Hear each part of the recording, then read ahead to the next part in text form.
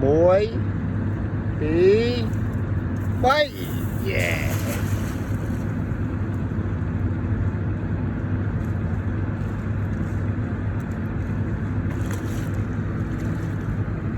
Tờ mơ mà chung sánh canh tiếp anh đi về.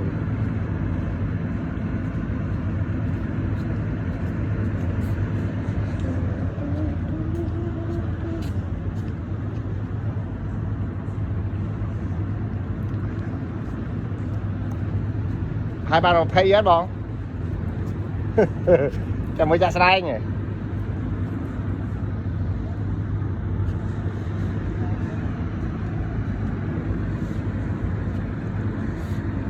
Mới chạy xe đây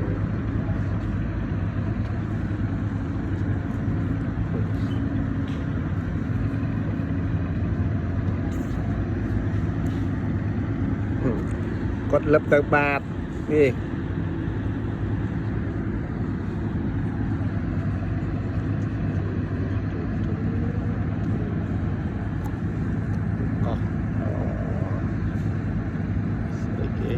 Click cho một cái bon thằng nó coi cái thấy ba này có cái thấy ba đây có đây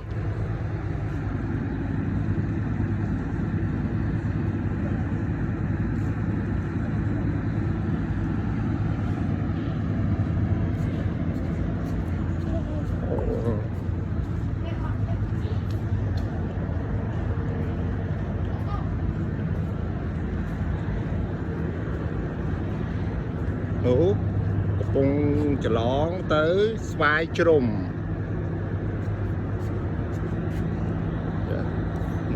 cùng lon tàu rồi mau cái chân thịt cá hay mau cái sa chân bị hiền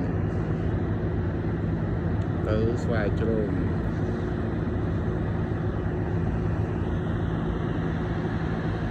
lon cái này tàu muối màu muối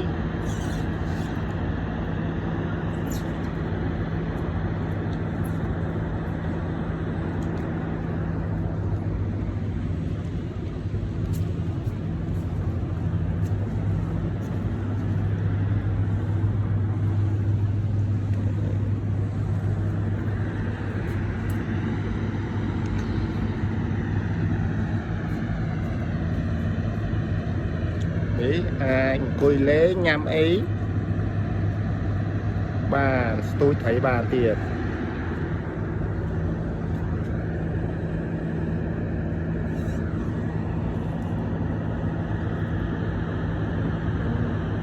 ôi mà mọi người con đi mà khơi nhà nước khăn khói nước con đi xuống mọi thâm năng tề vài chùm cái rong ở đây sát